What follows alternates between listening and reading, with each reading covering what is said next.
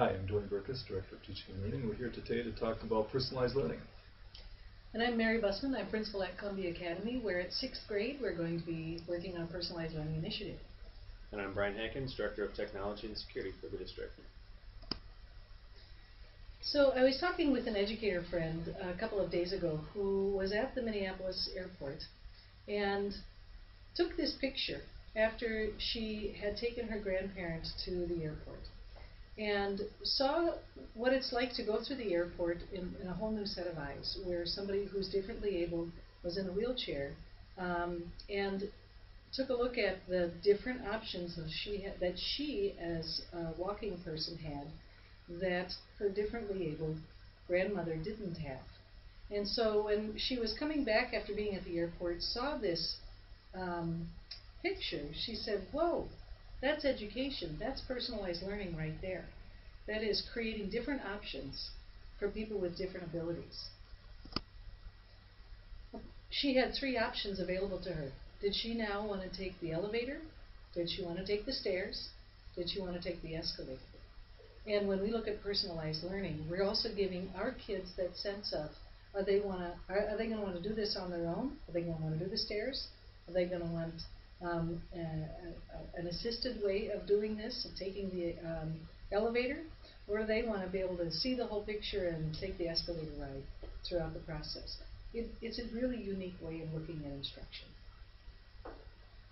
So I think, maybe to put that in just concise terms that we're trying to use in our own definition of personalized learning, we're trying to talk about the customization of teaching to an individual level, at an individual level using all that we know about effective instruction, assessment, student engagement, and the process of learning. So big terms maybe there, kind of a long definition, but we could break that down maybe into more specific ways that we would see that happening in the classroom.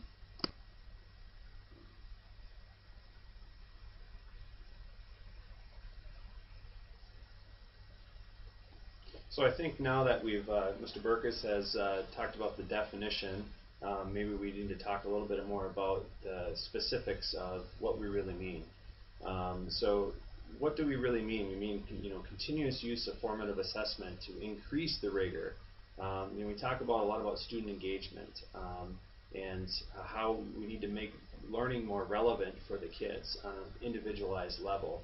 And we need to use technology. Technology is what's enabling us to do this today. In the past, we've tried to individualize learning for students, and it's been challenging. I think today we have the technology that's flexible and that can be a tool for us to differentiate instruction for students. Our big component of college and career readiness for all of our students, and we have ways to do that now. So, Principal Bussman, how do you see that looking? What's happening in a personalized classroom at Columbia Academy? What do you see? I think, the first thing that I see is that teachers really feel confident that they know what their students know and what they're ready to learn next. And they're going to know that because they're going to have a lot of technology and a lot of feedback that they're getting through formative assessments that'll be able to inform what it is that they're going to teach next.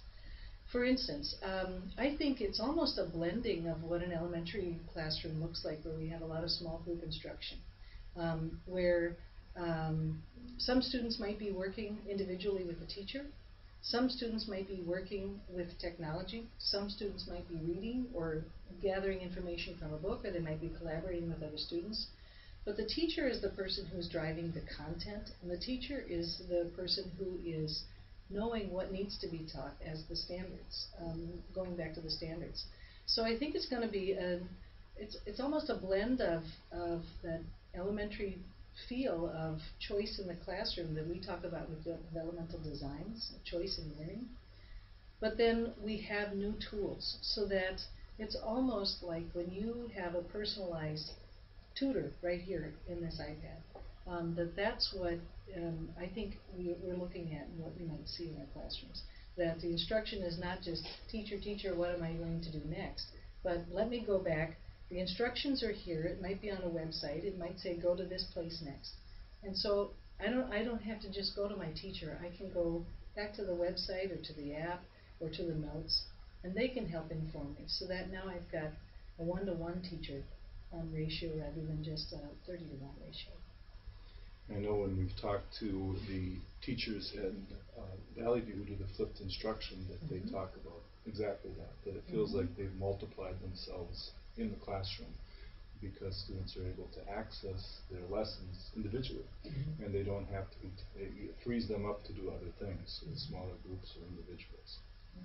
When I hear this conversation, one of the things that pop in my mind right away are those 4 C's. Collaboration, communication, critical thinking, creativity, and I think that is our focus for 21st century learning are those 4 C's. So I mean, I hear all of those in that conversation. So it's definitely what we need for our kids today. You know, when you say that, it reminds me of Angel Brown's classroom, where you walk into that classroom and kids aren't sitting in rows and filling in worksheets. They are working on projects. They are collaborating. They're thinking critically about a problem, and they're being creative in their solutions. And they're having to communicate that out in a PowerPoint or a presentation to engineers. So the other words that come to mind for me too, as you mentioned before, there's rigor in this. It's not just about fun activities, but it's really making things rigorous through relevance, because kids are more engaged. Hopefully, they're excited about it, and so I see there's that rigor and relevance as being 2 things as well that can be amplified through the use of the iPads that teachers will have. One of the other reasons that I really I think this is a great start at the middle level is because middle level students are really focused on themselves. It's a part of being 12, 13, and 14 years old, and personalized learning is about teaching the individual level with what they want to learn, but it's also guided by what the teacher needs them to learn. So it's their way to express themselves as well as learn the content that we're desiring them to learn. So, in order to guide us through this process of changing and transforming our classrooms, we've looked towards a research-based model, the SAM-R model, that's going to help us through this process.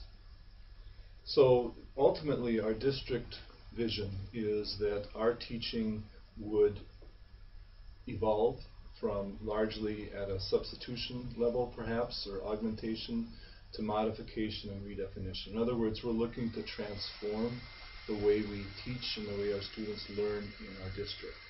So over time, more and more of our classrooms, of the time that our students spend with us, would be above the line, would be in the area where technology is helping us to really, truly personalize learning for our students. And as a result, we would see more engagement and more achievement. I think when we look at what substitution might look like, it's taking an article that you'd have students read, and instead of just handing it out on a piece of paper, now we're going to project it onto the big screen, and now you're reading it all together aloud. And so that's a substitution model. When we move into augmentation, with that, it might be now you would have something like a quick quiz that you're going to give to kids.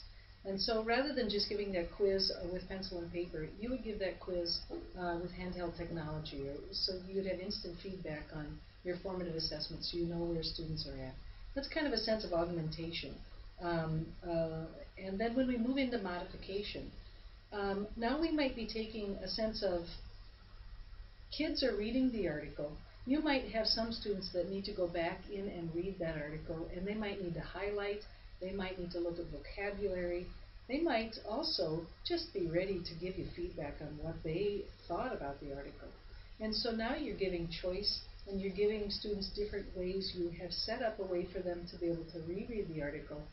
And another portion of using technology, they can react and respond to that article in a series of ways. And through the technology, through the personalized learning, they have choice in how they're going to respond to that, how they're going to relearn, or how they're going to go collaborate with their other friends and really create a presentation together that comes back to you. redefinition, the sky's the limit. That's where we want to go. And when we think about where our little kids are at with the handheld tools that are in their hands at 3 years old, we don't know what redefinition looks like. But it's that in that sense of where can you as a teacher go with redefining what your classroom can look like, using the skills of our students to really build collaboratively, creatively, critically thinking, and communicating with one another to have this sense of we know what we're learning and we are proud of what we're doing.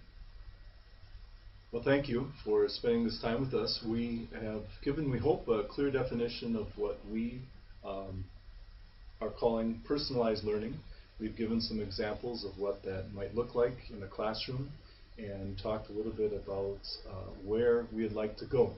And of course, your principal has talked a little bit about the process, the process of learning that you will go through and in transforming your own classroom. So this is a exciting project starting at Columbia Academy in 6th grade, but really something that we hope will help define our district, K-12. So thank you for being the pioneers, and we wish you the best of luck.